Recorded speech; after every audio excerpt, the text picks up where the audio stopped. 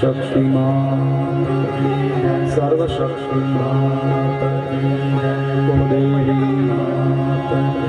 रामचंद्र भगवान बालकृष्ण लाल गजानन गणपति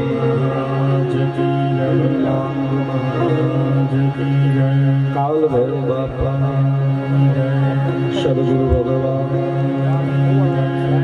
रामदेव स्थान देव सनातन धर्म की जय। नमः पार्वती महादेव।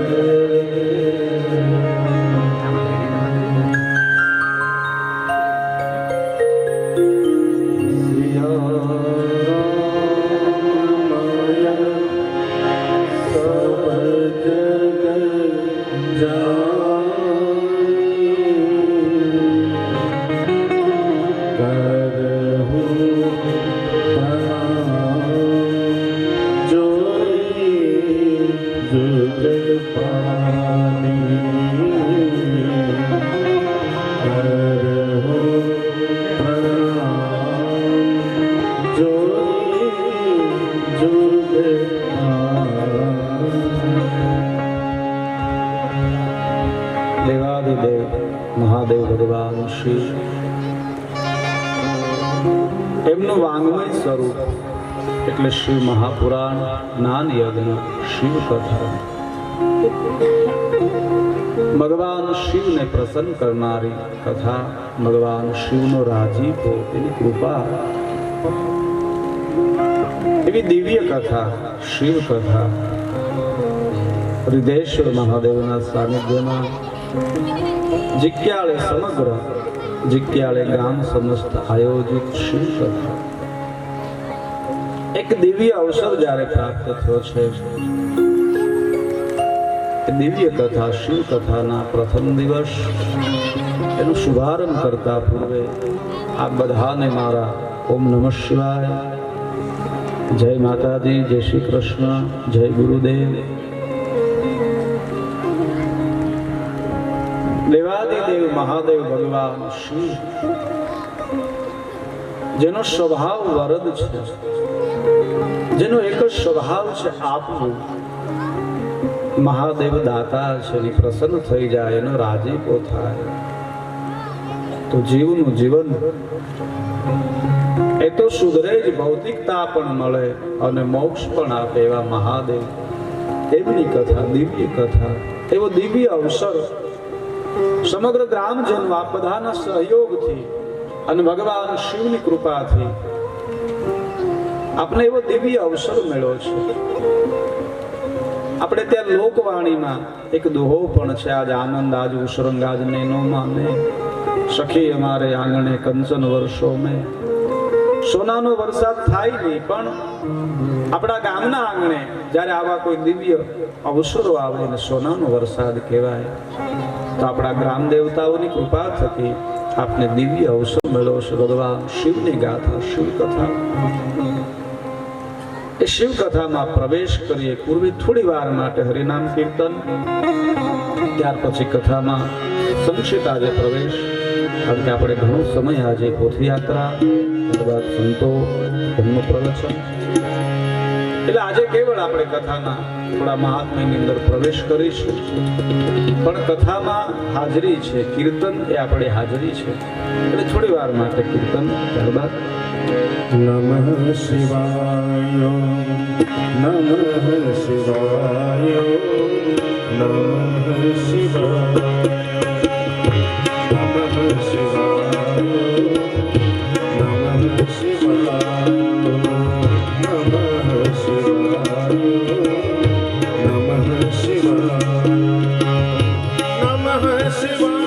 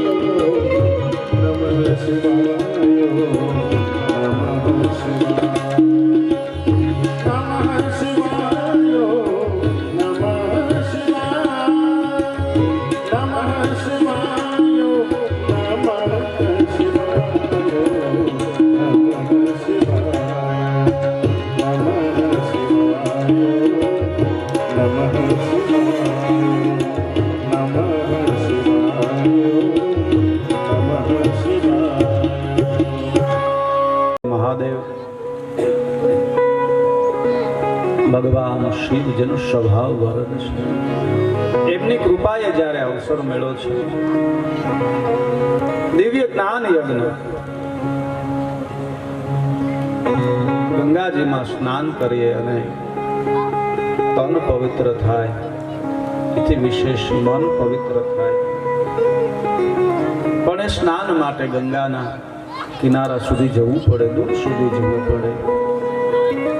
પણ શિવ કથા એવો જ્ઞાન યજ્ઞ છે કે જે આજ આપણા આંગણે આવ્યો છે. એક દિવ્ય ઘાટ રચાણો છે અને એમાં સ્નાન કરવાથી જીવના ત્રિવિધ પાપ છે એ બળીને ભસ્મ થાય છે. દેવાદિદેવ મહાદેવ ભગવાન શિવ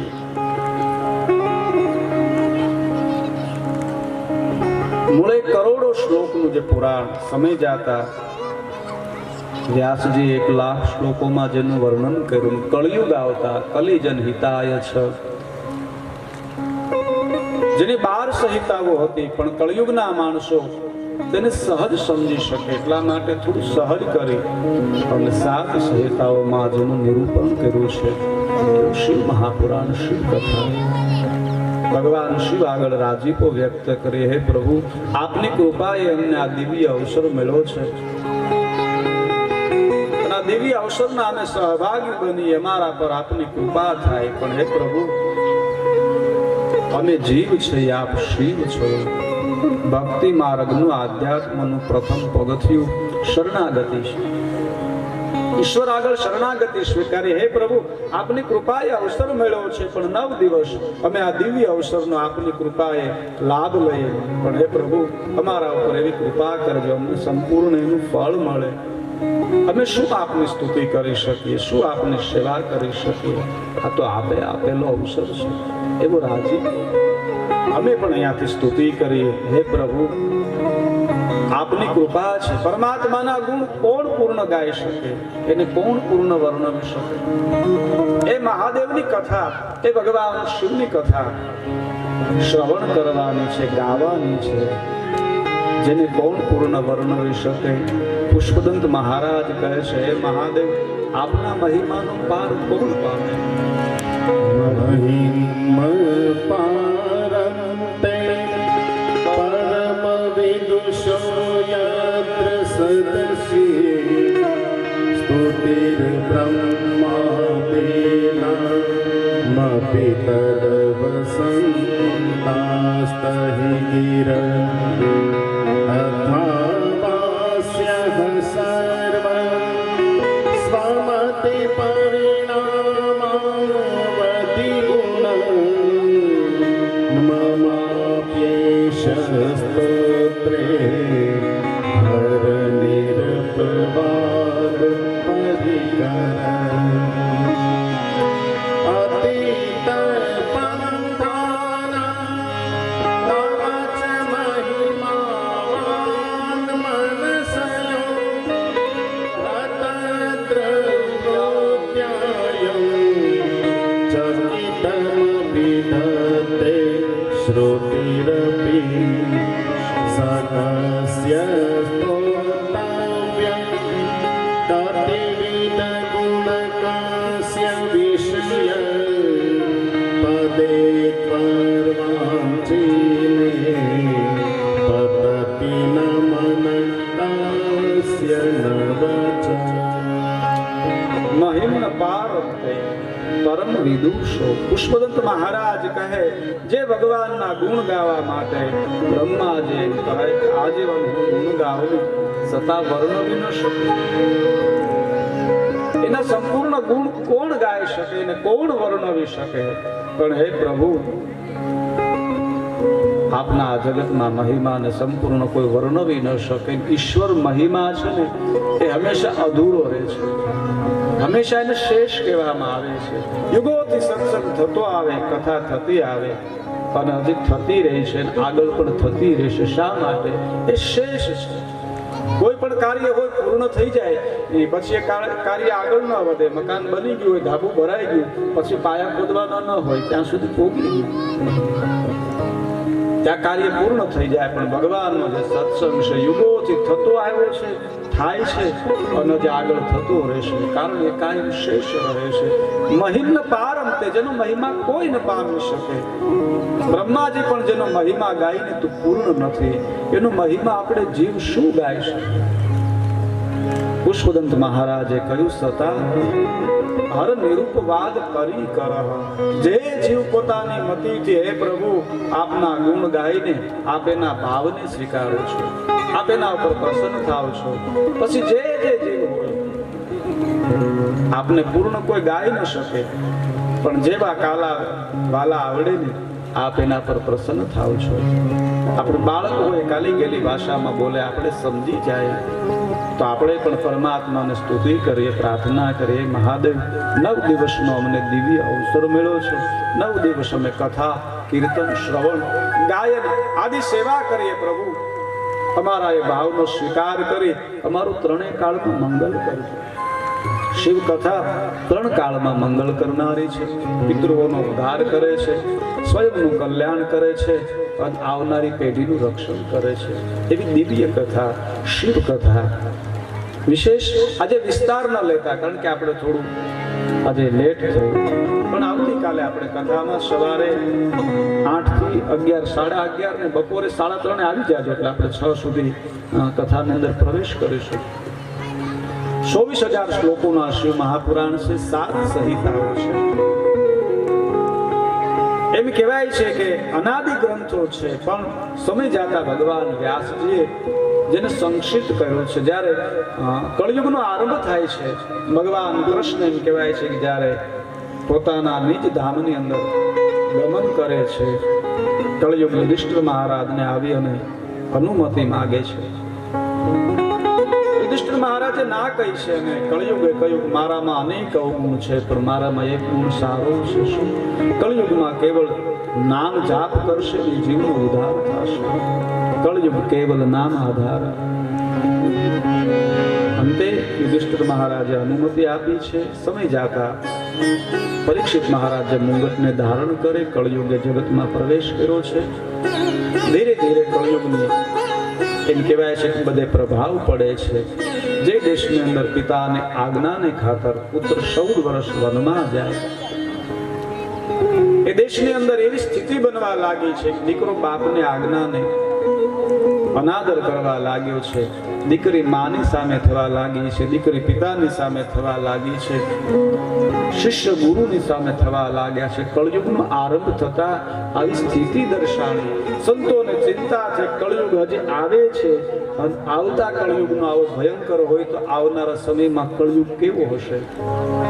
ધર્મનું કેમ રક્ષણ કરીએ? સમાજને એવું ક્યું બખ્તર આપીએ જેથી કળયુગ સામે જીવને રક્ષણ થાય? 88,000 ઋષિમુનિઓ તેમના માટે પ્રયાગ નામના તીર્થમાં એકત્ર થયા છે. આપણે એક શ્લોક લઈ કથામાં એ મહાત્મ્યમાં પ્રવેશ કરીએ. ધર્મ ક્ષેત્રે મહાક્ષેત્રે ગંગા કાલિંદી સંગમે પ્રયાગે પરમે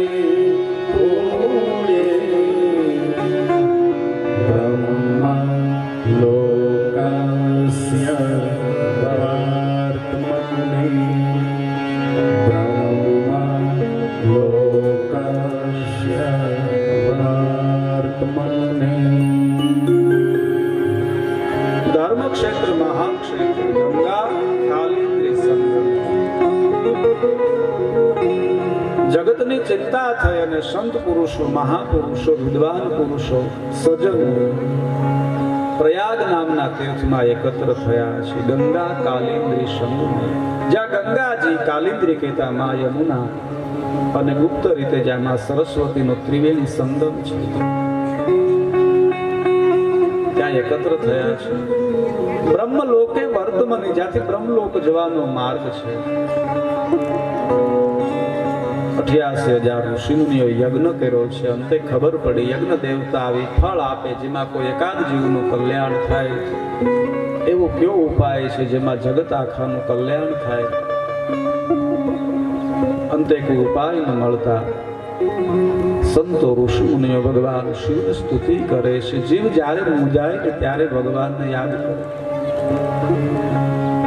જ્યારે આપણે સુખમાં હોય આનંદમાં હોય ત્યારે ઈશ્વર ભગવાન આપણે કોઈ ઉપર જગદેવી શ્રદ્ધા પણ ન બેસે, પણ જ્યારે દુઃખમાં આવીએ ને ત્યારે જીવ શિવને યાદ કરે છે.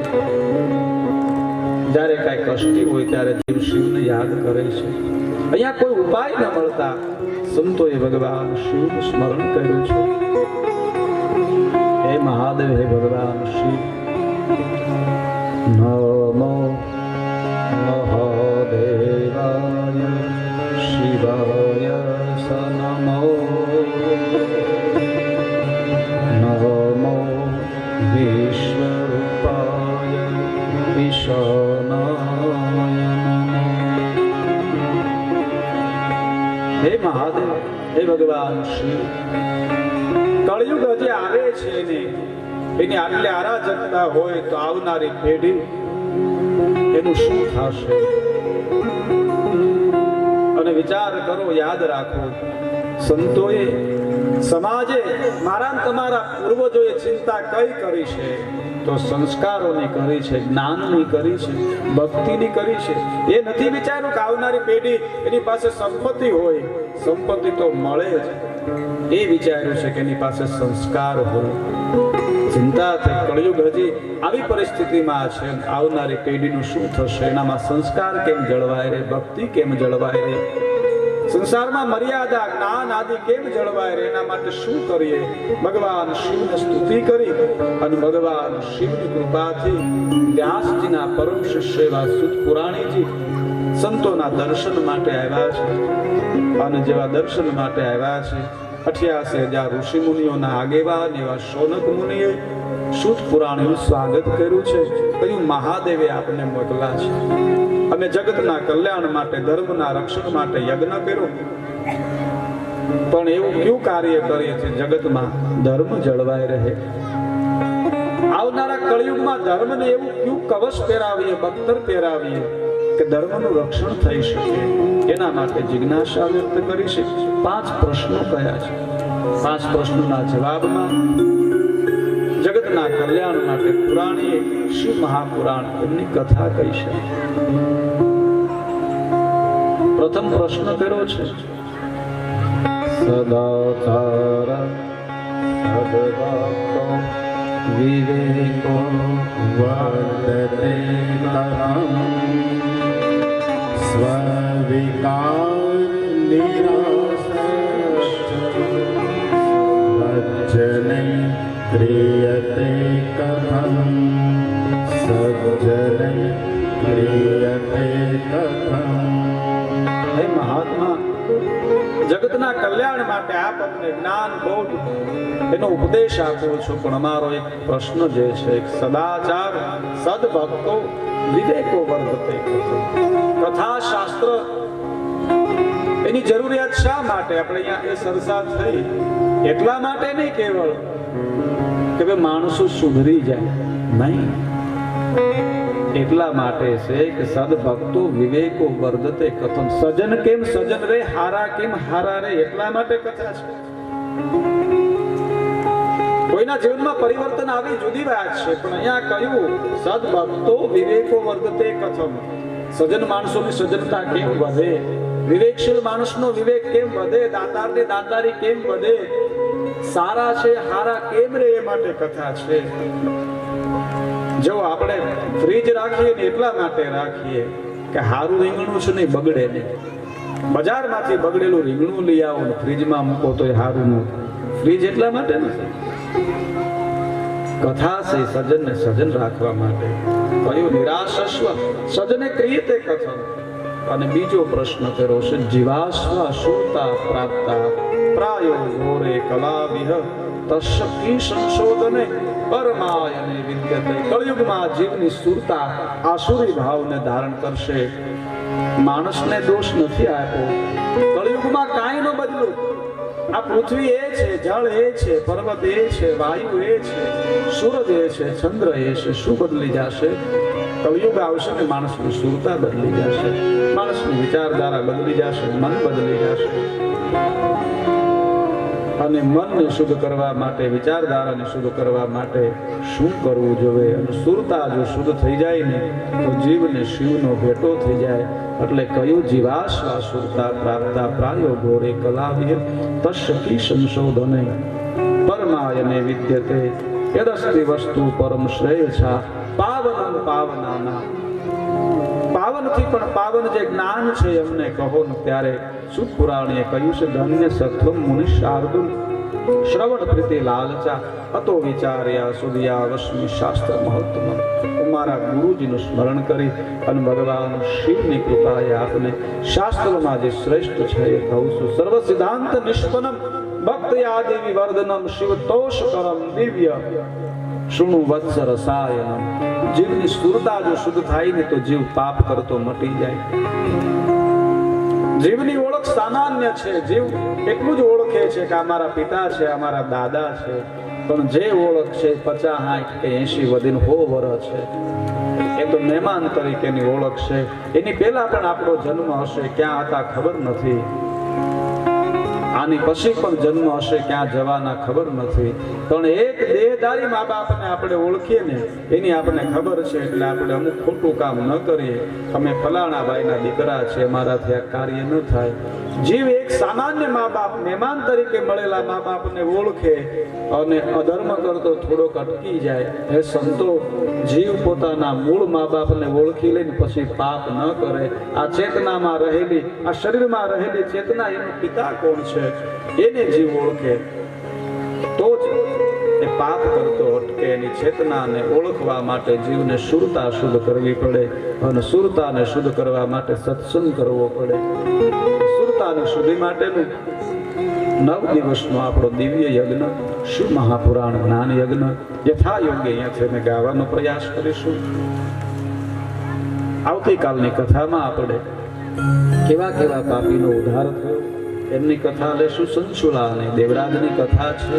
ત્યારબાદ આગળ આપણે વિશેષ જે કથાનું મહાત્મય કથાના પ્રસંગોમાં પ્રવેશ કરશું. આજની કથા વિરામ કર આ બાજુ કામ હોય, આ બાજુ તો આપણે બધા ફ્રી હોય, પણ કાલથી પછી વાંધો નહીં, સમય લેશું, પણ આ બાજુ કામ હોય અને ખૂબ મોડે સુધી આ બધા આપણી આ બધાની કથા છે. શિવ કથા આ બધાની કથા છે.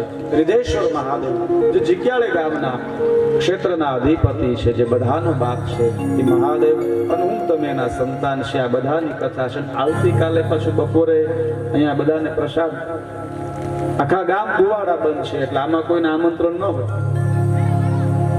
દરરોજ બપોરે ગામ દુવાડા બંધ રસોઈ છે એટલે બધાને, અને શિવ કથાની પ્રસાદનો ખૂબ મહિમા છે. આપણે આગળની કથામાં લઈશું. કથા હોય એનો પ્રસાદ જે આપણે લઈ એનો ખૂબ મહિમા છે. અને સમગ્ર ગ્રામ લોકો આ બધાના એક પુરુષાર્થથી, એક ભાવ જગતથી આ દિવ્ય કાર્યનો અવસર મળ્યો છે. વિશેષ હું પ્રથમ દિવસે યાદ ન કરી શકું, પણ ખૂબ મારો પણ રાજીપો અનુભવું છું. આ બધા ગામજનો બધા જ ખૂબ સાધુવાદ કે આ દિવ્ય કથાનું આ બધા આયોજન કર્યું છે. અને અમને પણ એના અનુકૂળ સમજી આ બધા થકી અમને બેહવાનો અવસર મળ્યો છે. એટલે રાજીપા સાથે આપણે આરતીમાં પ્રવેશ કરીએ. પ્રવીણ દાદાને કહું એક થાળીમાં આરતી પ્રગટાવે. આરતી કીજે મહાશિવ પુરાણ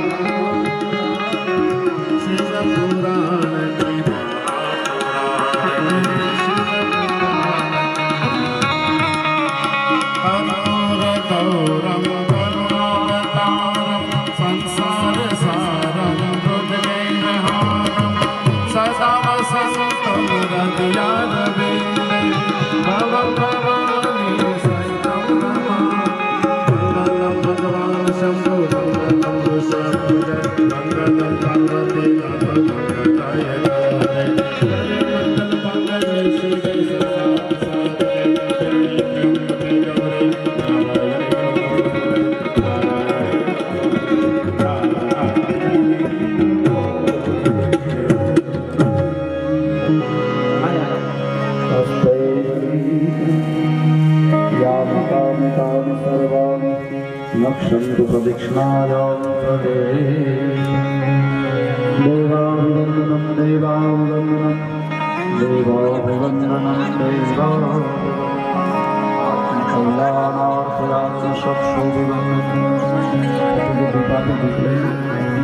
मंत्रहीनं क्रियाहीनं भक्तिहीनं महेश्वर यत्मया पूजितं देवं परिपूर्णतदस्तु आवाहनं न जनामि तवार्चनं पूजाशयं न जनामि क्षमस्व परमेश्वरं गतं पापं गतं दुःखं गतं दारिद्र्यमेव आगता सुखसम्पत्ति पुण्यमहो सर्वदर्शना करचरणकृतं वा कायजं कर्मजं वा श्रवणनयनजं वा मानसं वा सर्वं